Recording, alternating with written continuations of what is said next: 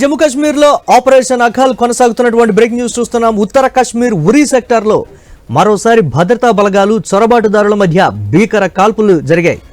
భారత్లోకి చొరబాటుకు ఉగ్రవాదులు యత్నించారు. దీంతో భారత ఆర్మీ ఉగ్రవాదుల మధ్య జరిగిన కాల్పుల్లో ఓ జవాన్ అమరుడయ్యారు. ఉరీ సెక్టార్ లో ఉగ్రవాదుల కోసం పెద్ద ఎత్తున గాలింపు కొనసాగుతోంది. గత 13 రోజుల్లో ఉగ్రవాదులు భద్రతా బలగాల మధ్య భీకర కాల్పులు జరుగుతున్నాయి. ఆగస్టు 1న కుల్గాంలో భీకర ఎన్కౌంటర్ జరగగా ఆగస్టు 10న కిస్త్వారాలో కొందరు ఉగ్రవాదులను మట్టుబెట్టింది ఆర్మీ.